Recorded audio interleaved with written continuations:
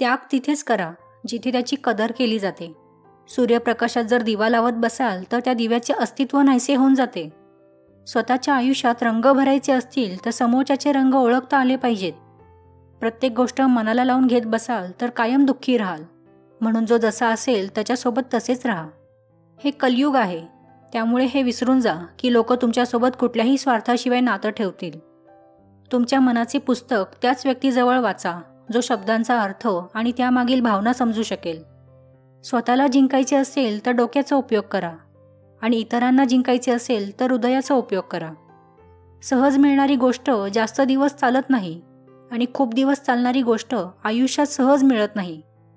प्रत्येक गोष्टीचे उत्तर शब्दात मिळत नसते, तर काही उत्तरे अनुभवाने मिळत असतात.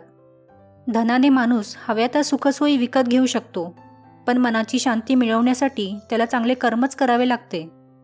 मन स्वच्छ ठेवा, कारण हिशोब नेहमी तुम्ही किती पैसे कमावले ह्याचा होत नाही, तर कर्म कोणते केले ह्याचा होतो.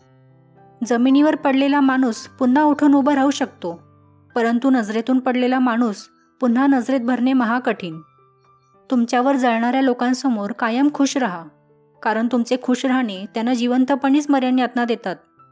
माणूस तोपर्यंतच सहन करतो जोपर्यंत त्याची सहनशक्ती संपत नाही. एकदा सहनशक्ती संपली की माणूस ना लोकांना महत्त्व देतो ना नात्यांना. वय वाढलं म्हणून हसणं थांबवायचं नसतं. नशिबात असेल तेच घडेल या भ्रमात राहण्यापेक्षा माझे नशीब मीच घडवेल ह्या जिद्दीने पुढे चालत राहा. अभ्यास नसेल तेव्हा बोलू नका. खात्री नसेल तेव्हा शब्द देऊ नका. माहिती नसेल तेव्हा विश्वास ठेवू नका. झेपणार नसेल तेव्हा जबाबदारी घेऊ नका. विचार केल्याशिवाय व्यक्त होऊ नका. तडकाफडकी कधी निर्णय घेऊ नका आणि समंजसपणा कधीच सोडू नका.